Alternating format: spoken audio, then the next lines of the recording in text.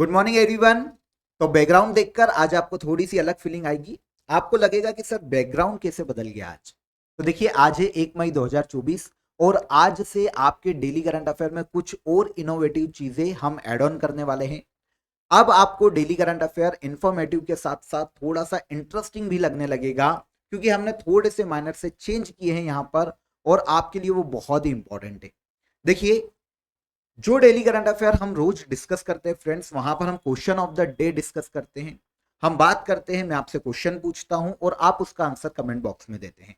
और previous day के जो क्वेश्चन ऑफ द डे हैं उनको हम लास्ट में डिस्कस करते हैं। तो ये आपका एज इट इज रहेगा।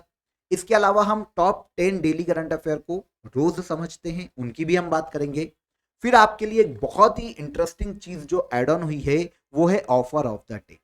रूट एप्लीकेशन पर जितने भी कोर्सेस है, जितने भी पीडीएफ है, क्वेश्चन बैंक है, वहां पर आपको रोज कोई ना कोई एक ऐसा ऑफर मिलने वाला है डेली करंट अफेयर के दौरान, जिसमें आपको बहुत ही नॉमिनल चार्जेस देना होंगे, जो अभी तक क्रेजी जीके ट्रिक के इतिहास में नहीं आए हैं। तो बहुत ही नॉमिनल चार्जेस हैं। जो भी स्टूडेंट इंटरेस्टेड है और अगर वो कोई भी कोर्स ज्वाइन करना चाहते हैं तो उनको वो बहुत ही नॉमिनल चार्जेस में मिलेगा, पर कोई एक कोर्स रोज। इसके अलावा देखिए, एग्जाम नोटिफिकेशन मैं अब आपसे डिस्कस करने वाला हूं। जो भी एग्जाम आएगी, एग्जाम के नोटिफिकेशन आएंगे, उनको हम डिस्कस करेंगे। अगर नोटिफिकेशन नहीं है तो हम बात नहीं कर पाएंगे, लेकिन अगर कोई नया नोटिफिकेशन आया है एग्जाम का तो उसके बारे में मैं आपको वीडियो के लास्ट में बताने वाला हूं। आज भी एक नोटिफिकेशन है, उसकी अभी हम बात करेंगे। और इसके अलावा प्रीवियस डे रिवीजन को हम रोज डिस्कस करते हैं और कोई भी एक इंटरेस्टिंग कमेंट को भी हम यहां पर डिस्कस करने वाले हैं, उस कमेंट पे बात करने वाले हैं। आप जो भी कमेंट करते हैं सिंसियरली उस कमेंट को, सारे कमेंट वैसे तो मैं पढ़ता हूं, लेकिन जो भी इंटरेस्टिंग होगा, कोई डाउट है, डाउट से रिलेटेड है, या ऐसा कोई भी कमेंट है जहां जो मुझे लगता है कि उसका आंसर करना है, तो मैं आपको यहीं पर उस कमेंट का आंसर रोज दूंगा। तो कमेंट आप जो जितने भी स्टूडेंट है बहुत ही सीरियसली कमेंट करें, बहुत ही रिलेवेंट कमेंट करें, बहुत ही अच्छा लगेगा मुझे।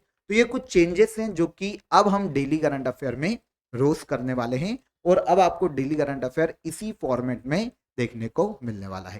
तो आज के वीडियो में भी एक नोटिफिकेशन है, उसकी हम बात करेंगे, लेकिन सबसे पहले हम चलेंगे हमारे डेली करंट अफेयर पर जो हम डिस्कस करते हैं रोज। तो आप सभी का स्वागत है क्रेजी जी के ट्रिक के डेली करंट अफेयर में। मेरा नाम है पंकज वैष्णव और आज हम डिस्कस करेंगे 1 मई के सभी करंट अफेयर को डिटेल में। ओके, तो आइए शुरू करते हैं। सबसे पहले हम बात करेंगे क्वेश्चन ऑफ द डे की। तो यहां पर आंसर कीजिएगा कमेंट बॉक्स में। 26th विश्व ऊर्जा कांग्रेस का आयोजन कहां किया गया। इसके अलावा चर्चा में रहा कालेसर नेशनल पार्क किस राज्य में है और चर्चित कीरू जल विद्युत परियोजना किस राज्य में स्थित है। तो 3 क्वेश्चन मिड वीडियो में और भी एड ऑन हो सकते हैं, एंड तक देखिए। चलिए शुरू करते हैं। सबसे पहला क्वेश्चन लेते हैं 1 मई के करंट अफेयर का। देखिए, निम्न में से किस भारतीय को गोल्डमैन पर्यावरण पुरस्कार 2023 से सम्मानित किया गया। इंटरेस्टिंग क्वेश्चन है। देखिए, गोल्डमैन पर्यावरण पुरस्कार की बात करें तो आपको नाम से समझ में आना चाहिए कि भैया पर्यावरण के क्षेत्र में, इन्वायरमेंट के क्षेत्र में दिया जाता होगा। तो ऐसा कोई भी व्यक्ति जो कि इन्वायरमेंट को बचाने के लिए, इन्वायरमेंट के लिए रिस्क उठाकर उसका संरक्षण करता है किसी भी तरीके से, तो ऐसे व्यक्ति को गोल्डमैन पर्यावरण पुरस्कार दिया जा सकता है। अमेरिका की एक संस्था देती है, हम उसकी आगे बात करेंगे। ओके, 2024 में 2023 के लिए ये पुरस्कार 7 लोगों को दिए गए, इसमें एक इंडियन है और ये इंडियन है आलोक शुक्ला। आंसर सी हो जाए। तो गोल्डमैन पर्यावरण पुरस्कार 2023 से आलोक शुक्ला को सम्मानित किया गया। हम सातों देखेंगे, जो 7 व्यक्ति हैं अलग अलग क्षेत्रों से 7 व्यक्ति आते हैं जिनको दिया गया है, इनमें एक है आलोक शुक्ला। ठीक है, तो देखिए आलोक शुक्ला, इन्होंने इन्वायरमेंट के लिए कौन सा काम किया। तो छत्तीसगढ़ में हसदेव अरंड वन क्षेत्र, इसके संरक्षण के लिए एक्चुअल में हुआ क्या, कोयला खदान की नीलामी के बाद ये जो क्षेत्र है यहां से क्या है, पेड़ों को काटना, जंगल को खत्म करने की प्रोसेस चली। तो इसके संरक्षण के लिए देखिए, ये कोयला खदान के मालिकों से भी भिड़े, अपनी जान को जोखिम में डाला। तो आंदोलन का नेतृत्व किया था इन्होंने आलोक शुक्ला। इसीलिए आलोक शुक्ला को हाल ही में गोल्डमैन पर्यावरण पुरस्कार 2023 के लिए दिया गया। हसदेव अरण्य वन क्षेत्र की बात करें तो छत्तीसगढ़ के लंग्स कहलाते हैं, फेफड़े। आप समझिए कितना इंपॉर्टेंट एक वन क्षेत्र होगा। हसदेव अरण्य वन क्षेत्र। ओके, अब यहां पर हम अवार्ड की बात करें कि 7 व्यक्ति कौन है जिन्हें अवार्ड दिया गया, तो गोल्डमैन पर्यावरण पुरस्कार 2023। वैसे देखिए नहीं पूछे जाते हैं, आप केवल इंडियन को भी याद रख लेंगे ना तो आपका काम हो जाएगा। ये अलग अलग एरिया वाइज किसी भी देश के व्यक्ति को दिए जाते हैं। जैसे देखिए दक्षिण और मध्य अमेरिका से ब्राजील को सिलेक्ट किया और यहाँ के मार्सेल गोम्स को दिया गया। और इसी तरह से एशिया से देखिए इंडिया के आलोक शुक्ला को दिया गया। और इस तरह से ये 7 व्यक्ति है, पॉज करके देख लीजिएगा। मैं आपको पूरा नहीं बता रहा हूं क्योंकि वो हमारे लिए इंपॉर्टेंट नहीं है, हमारे लिए केवल इंडियन इंपॉर्टेंट है, तो इन्हें याद रखिए। कौन है? आलोक शुक्ला इंडिया के हैं। एशिया क्षेत्र से इंडिया के आलोक शुक्ला को गोल्डमैन इन्वायरमेंटल प्राइज दिया गया। इसे ग्रीन नोबेल कहा जाता है। और देता कौन है? गोल्डमैन इन्वायरमेंटल फाउंडेशन, जो कि संस्था है अमेरिका की। पहली बार घोषणा की गई थी 1990 में, मतलब 1989 में स्थापित किया जा चुका था, लेकिन पहली बार दिया गया है 1990 में। ठीक है, भारत के किस व्यक्ति को दिया गया? आलोक शुक्ला को। अब यहां पर बात आती है कि पहला इंडियन कौन जिसे यह अवार्ड दिया गया, तो यह है मेघा पाटकर। आपको पता है इन्होंने नर्मदा बचाओ आंदोलन का नेतृत्व किया है। मेघा पाटकर 1992 में इन्हें गोल्डमैन पर्यावरण पुरस्कार से सम्मानित किया गया था। और ये ऐसी पहली भारतीय थी जो सरदार सरोवर डैम है गुजरात में, उसकी ऊंचाई के खिलाफ, उसके निर्माण के खिलाफ इन्होंने नर्मदा बचाओ आंदोलन किया था। नेतृत्व करता थी मेघा पाटकर। पहली बार दिया गया है इन्हें गोल्डमैन पर्यावरण पुरस्कार, पहली इंडियन जिन्हें यह पुरस्कार दिया गया। कंफर्म हो जाता है। सेकंड क्वेश्चन पर आएंगे। 1 मई को निम्नलिखित में से कौन सा दिवस मनाया जाता है? तो आपको पता है कौन सा दिवस है? पता होगा, हम अपने दोस्तों के बीच में मजाक मजाक में बोल भी देते हैं, इंटरनेशनल लेबर डे। ओके, श्रमिक दिवस, मजदूर दिवस, कुछ भी बोल लें, इंटरनेशनल लेबर डे। पूरे वर्ल्ड में लेबर जितने भी है, श्रमिक है, उनके कार्य को सम्मानित करना, ठीक है, उसके प्रति लोगों में जागरूकता फैलाना, इसके उद्देश्य से इंटरनेशनल लेबर डे मनाया जाता है 1 मई को। ठीक है, डेट मिल गई, ये पता चल गया क्यों मनाया जाता है। तो थीम की बात करेंगे। Ensuring safety and health at work in a changing climate, ये थीम है 2024 में वर्ल्ड लेबर डे की। 2023 की थीम की बात करें, act together to build a positive safety and health culture, ये 2023 में वर्ल्ड लेबर डे की थीम है। 2024 की भी थीम को याद रखिएगा, ये भी इंपॉर्टेंट है, एग्जाम में पूछी जाती है। और 23 की भी याद रखिए क्योंकि 2 साल का करंट अफेयर कभी कभी एग्जाम में आ जाता है ना। पहली बार कब मनाया गया? तो देखिए इसकी शुरुआत की गई थी 1889 में यूरोप में। ठीक है, इस दिन का विचार पहली बार 1886 में अमेरिका में एक विरोध हुआ था लेबर्स का। उन्होंने बोला था काम के घंटों को 8 घंटे तक आप सीमित करो, तो इसके लिए एक प्रोटेस्ट हुआ था। अब इसी को एक ढाल बनाकर, पहली बार ढाल बनाकर, मतलब जब यूरोप में भी प्रॉब्लम हुए लेबर को लेकर, तो इन्होंने क्या किया, 1886 की इस घटना के आधार पर पहली बार यूरोप के देशों ने 1889 में इंटरनेशनल लेबर डे मनाने की घोषणा की। और यह पहली बार मनाया गया यूरोप में 1889। इंडिया की बात करें तो इंडिया में चेन्नई में मनाया गया था सबसे पहली बार लेबर डे 1 मई 1923, और तब से लेकर मनाया जा रहा है। ठीक है ना।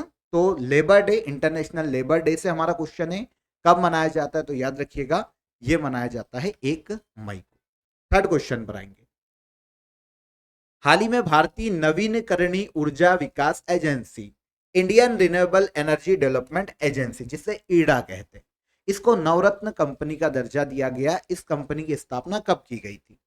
तो देखिए ईडा की बात करें ना, तो भारत में रिन्यूएबल एनर्जी से संबंधित जितने भी प्रोजेक्ट है उन्हें वित्तीय सहायता प्रदान करने वाली एजेंसी या संस्था है ईडा।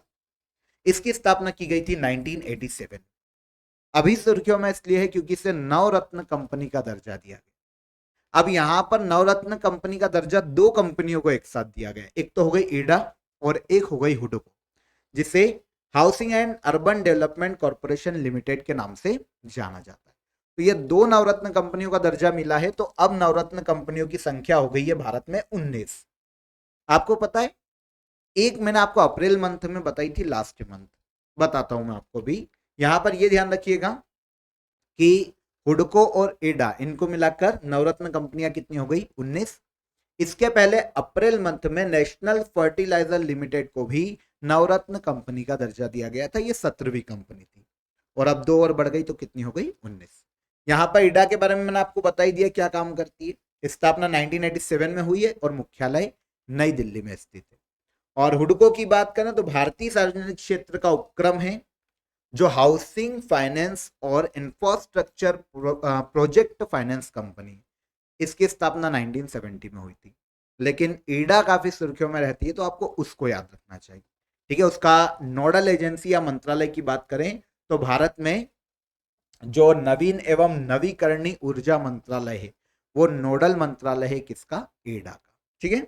चलिए, नवरत्न कंपनी का दर्जा दिया गया है हाल ही में, याद रखिएगा दोनों को ही। तो 19 नवरत्न कंपनियां अब भारत में हो गई।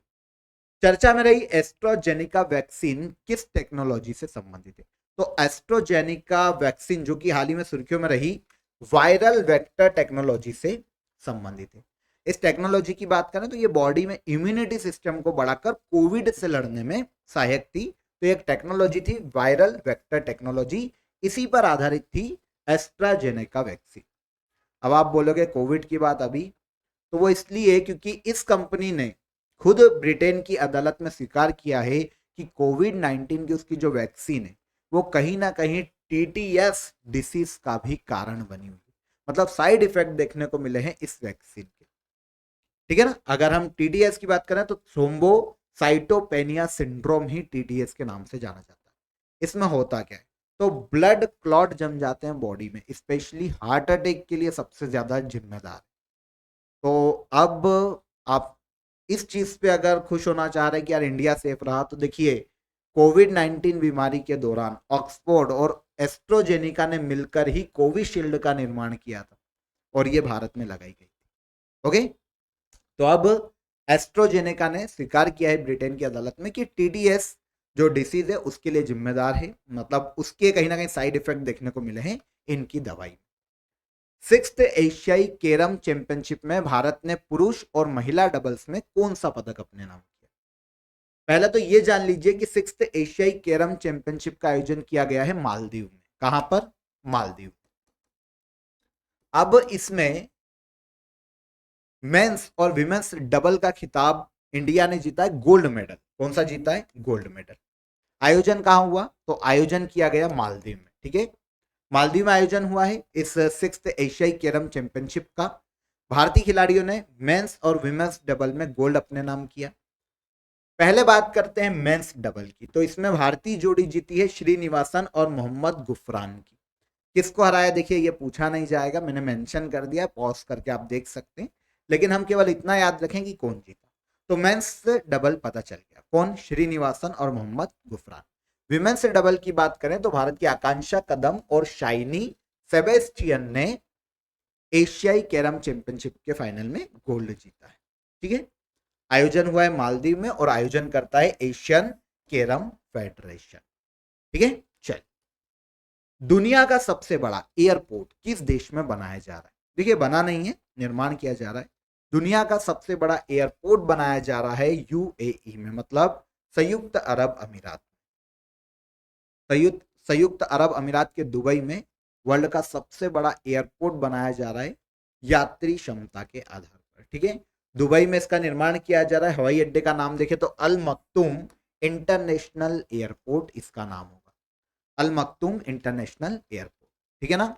हर साल 26 करोड़ जो पैसेंजर है, यात्री बोले, यात्री जो हैं वो यहां से अप डाउन करेंगे कहीं भी जाने के लिए। तो 26 करोड़ यात्री के साथ दुनिया की सबसे बड़ी क्षमता वाला एयरपोर्ट बनेगा अल मक्तूम इंटरनेशनल एयरपोर्ट। कहां पर? संयुक्त अरब अमीरात के दुबई में। संयुक्त अरब अमीरात की बात करें, अबू धाबी यहाँ की कैपिटल है और शेख मोहम्मद बिन राशिद अल मक्तूम यहाँ के पीएम के पद पर है। चर्चित नीलगिरी तहर किस राज्य का राजकीय पशु है? नीलगिरी तहर, इसकी बात करें तो ये राजकीय पशु है तमिलनाडु राज्य का। अभी सुर्खियों में इसलिए है क्योंकि तमिलनाडु की गवर्नमेंट ने एक 3 दिवसीय सर्वेक्षण शुरू किया है नीलगिरी तहर के लिए। इस सर्वेक्षण का उद्देश्य नीलगिरी तहर को संरक्षण प्रदान करना। तो नीलगिरी तहर किस राज्य का राजकीय पशु है? तो ये भारत के तमिलनाडु राज्य का राजकीय पशु है। आप यहाँ पर देख सकते हैं इसकी इमेज, ठीक है। यह जो सर्वेक्षण है तमिलनाडु में भारतीय वन्य जीव संस्थान, world wide fund for nature WWF और international union for conservation of nature IUCN जैसे जो संगठन है उसके सहयोग से तमिलनाडु गवर्नमेंट करवा रही है। अब नीलगिरी तहर एक लुप्त प्राय प्रजाति है, इसका संरक्षण करना उद्देश्य। तमिलनाडु और केरल राज्य के नीलगिरी पर्वत पर इसका निवास देखने को मिलता है। पश्चिमी घाट के दक्षिण भारत दक्षिणी जो भाग है, अगर हम पश्चिमी घाट देखें तो ये जो एरिया है इसके जो दक्षिणी एरिया है वहां पर इस जंगली प्राणी का निवास स्थान देखने को मिल जाएगा। नीलगिरी तहर का निवास स्थान देखने को मिल जाएगा। किस राज्य का राजकीय पशु है? तो तमिलनाडु। वन्य जीव संरक्षण अधिनियम 1972 की अनुसूची वन के तहत भी संरक्षित किया गया है इसे, और IUCN के लुप्त प्राय प्रजाति की श्रेणी में भी शामिल है। एक प्रोजेक्ट चलाया गया था इसके संरक्षण के लिए, प्रोजेक्ट नीलगिरी तहर, अक्टूबर 2023 में। इसको हमने डिस्कस किया था अगर आपको याद हो। तमिलनाडु राज्य सरकार द्वारा नीलगिरी तहर के संरक्षण के लिए इसे शुरू किया गया, प्रोजेक्ट नीलगिरी तहर। कंफर्म? ओके। 1 मई 2024 को गुजरात और महाराष्ट्र का कौन सा स्थापना दिवस मनाया गया? तो 1 मई 2024 को गुजरात और महाराष्ट्र का 64th फाउंडेशन डे मनाया गया।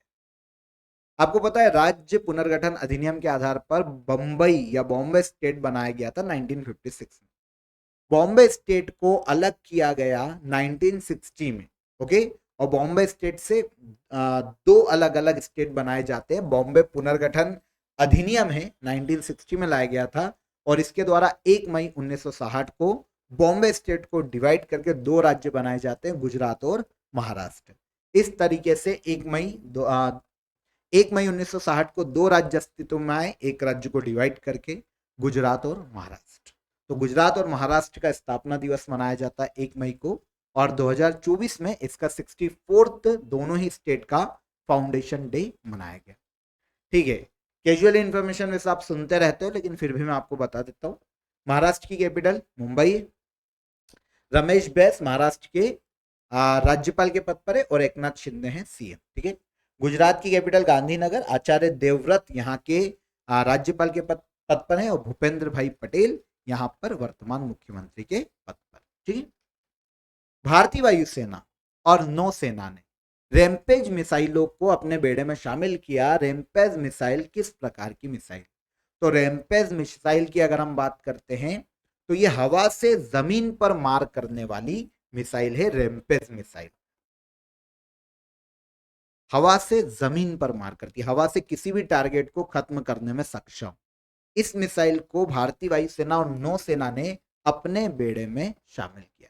वैसे इसका जो निर्माण है इजराइल के द्वारा किया गया, मतलब इजराइल के द्वारा विकसित है और लंबी दूरी से हवा से जमीन पर मार करने वाली सुपरसोनिक मिसाइल है। हमने आंसर सही टिक किया, हवा से जमीन पर मार करने वाली, है ना, रैम्पेज मिसाइल। लास्ट क्वेश्चन देखिए, चर्चा में रहा शेरगढ़ वन्यजीव अभ्यारण्य किस राज्य में स्थित है? शेरगढ़ वन्यजीव अभ्यारण्य या वाइल्ड लाइफ सेंचुरी भारत के राजस्थान राज्य में देखने को मिल जाएगी। इसलिए इंपॉर्टेंट है क्योंकि हाल ही में चर्चा में इसलिए है क्योंकि भारत में जो पर्यावरण, वन और जलवायु परिवर्तन मंत्रालय है, मिनिस्ट्री ऑफ एनवायरनमेंट, फॉरेस्ट और क्लाइमेट चेंज, इसने राजस्थान के शेरगढ़ वाइल्ड लाइफ सेंचुरी को इको सेंसिटिव जोन घोषित किया। ESZ, eco sensitive zone. क्या होगा इससे? तो इससे यह होगा कि अब इस क्षेत्र में निर्माण कार्य पर प्रतिबंध लगाया जाएगा। इस क्षेत्र को पूरी तरह से रिजर्व किया जाएगा एनवायरनमेंट के लिए। मतलब कोई ऐसा निर्माण नहीं किया जा सकता जिससे वन क्षेत्र को किसी भी प्रकार का प्रॉब्लम, किसी भी प्रकार का इफेक्ट, है ना। तो यही है इको सेंसिटिव जोन। किसे घोषित किया गया? Shergarh wildlife century. Bharat के राजस्थान राज्य में स्थित है। राजस्थान के 12 जिला में देखने को मिल जाती है। जिला तो नहीं पूछा जाएगा पर राज्य याद रखेंगे हम। इसके अलावा बंद, बरेठा, बस्सी, भैंसरोगढ़ और दराह, ये भी वाइल्ड लाइफ सेंचुरी है जो कि राजस्थान के अलग अलग क्षेत्रों में स्थित है। आप राजस्थान याद रखिए। नेशनल लेवल, देखिए अगर आप स्टेट के स्टूडेंट है, राजस्थान के हैं, तो आपको फिर पर्टिकुलर प्लेस याद रखना पड़ेंगे। लेकिन नेशनल अगर आप स्टूडेंट हैं हरियाणा और कहीं के भी, तो आप केवल स्टेट याद रखेंगे तो आपका काम हो जाएगा राजस्थान। और जो राजस्थान के स्टूडेंट है वो एक बार देख लेना पॉज करके कि पर्टिकुलर प्लेस क्या है। ओके, तो यहाँ पर 1 मई 2024 के सभी करंट अफेयर हो गए। अब आपके लिए ऑफर ऑफ द डे की बात कर लेते हैं, हम कोर्स ऑफ द डे की बात कर लेते हैं। तो आप सभी के लिए देखिए 70 आवर्स का अर्थमेटिक और एडवांस मैथ्स का जो कोर्स है वो मात्र 70 रुपीज में आपके लिए अवेलेबल है। 1 घंटा 1 आवर 1 रुपीज, है ना, बहुत ही नॉमिनल चार्जेस। देखिए हमारी जो ऑर्गेनाइजेशन है ना, देखिए हम कभी बोलते नहीं है ये चीज पब्लिकली, पर हमारी जो ऑर्गेनाइजेशन है क्रेजी जिगर ट्रिक जो है वो आपके ही सहयोग से चलता है। मतलब हमारे पीछे कोई फंडिंग नहीं, हमें ना तो कोई ऑर्गेनाइजेशन फंड करता है, ना ही कोई इन्वेस्टर हमारे लिए फंड करता है। हम बिल्कुल न्यूट्रल है, हम आपके ही इन्वेस्टमेंट से चल रहे हैं। मतलब आपके द्वारा फंडेड है, स्टूडेंट के द्वारा फंडेड है। स्टूडेंट जो कोर्स परचेस करते किसी भी तरीके से, जैसे यूट्यूब पे वीडियो देखते हैं, तो जो भी रेवेन्यू आता है उससे पूरा क्रेजी जिगर ट्रिक संचालित होता है। और वही हम कोशिश करते हैं कि स्टूडेंट को भी जेन्युइन कंटेंट हमेशा हम प्रोवाइड करें, अच्छा कंटेंट प्रोवाइड करें और बहुत ही नॉमिनल चार्जेस में प्रोवाइड करें। ये भी हमारा उद्देश्य होता है। तो इसीलिए स्टूडेंट के लिए हम हमेशा खड़े हैं, क्रेजी जिगर ट्रिक हमेशा तत्पर खड़ा है। इवन मैं भी सुबह 6 बजे आपके साथ यहाँ पर खड़ा हूँ। तो क्रेजी जिगर ट्रिक हमेशा आपके साथ है, आप टेंशन ना ले बिल्कुल भी। आपको हमेशा जो ऑथेंटिक चीज़ है बहुत ही नॉमिनल चार्जेस में मिलती रहेगी। ठीक है, देखिए परचेस करना नहीं करना वो बात की बात है, पर ये चीज़ें आपको बता दी मैंने एज अ फ्रेंड आप बोल लें। ठीक है, क्योंकि आप भी ऑर्गेनाइजेशन से जुड़े हुए हैं। अगर आप वीडियो देखते हैं, आप हमारे साथ जुड़े हुए हैं, तो आप भी ऑर्गेनाइजेशन के एक मेंबर हैं। तो यहाँ पर बहुत ही नॉमिनल चार्जेस में आज के लिए आपके लिए ऑफर ऑफ द डे है। 70 रुपीज में 70 आवर्स का आपके लिए अर्थमेटिक और एडवांस का मैथ्स का कोर्स आज के लिए 24 आवर्स तक आपके लिए अवेलेबल है। अगर आप इंटरेस्टेड हैं तो इनरोल कर सकते हैं। रूट एप्लीकेशन को प्ले स्टोर से डाउनलोड कर लीजिए। डायरेक्ट लिंक पर क्लिक करके भी आप कोर्स को परचेस कर सकते हैं। डिस्क्रिप्शन में आपको लिंक दी गई। चलिए आगे आते हैं, लास्ट डे के रिवीजन को समझेंगे, है ना। हाल ही में किस देश की संसद ने समलैंगिक संबंध को अपराध ठहराने वाला विधेयक पारित किया? समलैंगिक संबंध को, कौन था ये? इराक। किस राज्य के कपड़ा शिल्प कला अजरक को जीआई टैग दिया गया? कौन सी है ये? भारत का गुजरात राज्य, है ना। द विनर माइंडसेट किस क्रिकेटर की आत्मकथा है? तो यह आत्मकथा है किसकी? यह आत्मकथा है शेन वॉटसन की। आगे बढ़ेंगे। रोबोट साथी किसके द्वारा लॉन्च किया गया? भारतीय रेलवे, इंडियन रेलवे ने इसे लॉन्च किया। अप्रैल 2024 में आयुष्मान भारत दिवस कब मनाएंगे? तो यह मनाया गया है 30 अप्रैल। ठीक नहीं हुआ क्या? ये लीजिए। शंघाई तीरंदाजी वर्ल्ड कप 2024 में भारत ने कुल कितने मेडल जीते? 8 मेडल अपने नाम किए। हमने पूरी मेडल टेली समझी थी। चर्चित राष्ट्रीय न्यायिक नियुक्ति आयोग किस संवैधानिक संशोधन के द्वारा संवैधानिक दर्जा प्राप्त थी? 99th amendment act 2014। हाल ही में समाचार में देखी गई ब्रू समुदाय निम्नलिखित में से किस राज्य से संबंधित है? तो ब्रू समुदाय संबंधित है दोनों ही राज्य से, त्रिपुरा और मिजोरम उत्तर पूर्वी राज्य में निवास करती। खनन मंत्रालय द्वारा खनिज शिखर सम्मेलन का आयोजन कहां किया जा रहा है? तो यह किया जा रहा है नई दिल्ली में, खनन मंत्रालय द्वारा। हो गया। लास्ट था, निम्नलिखित में से किस पोर्ट को भारत के शिपिंग मंत्रालय द्वारा पहले ट्रांसशिपमेंट पोर्ट के रूप में संचालन को मंजूरी दी गई? तो यह पोर्ट है हमारा विंझिंजम पोर्ट, है ना। कहां पर है? भारत के केरल राज्य में। तो ये लास्ट डे के रिवीजन हो गया हमारा। अब हम बात करें क्वेश्चन ऑफ द डे की। हॉर्नबिल फेस्टिवल भारत के नागालैंड में मनाया जाता है।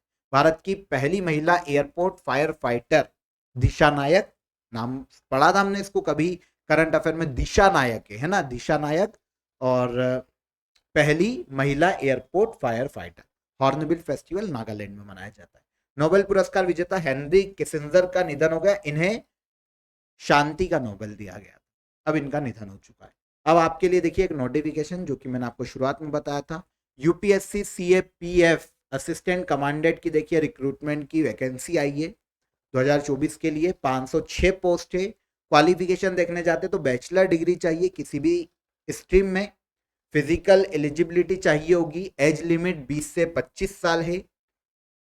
एप्लीकेशन डेट आपकी देखने जाते हैं तो 24 अप्रैल से शुरू हो चुका है और 14 मई तक ये फॉर्म फिल होंगे। आप अगर इंटरेस्टेड हैं, अगर एलिजिबल हैं तो आप फिल कर सकते हैं।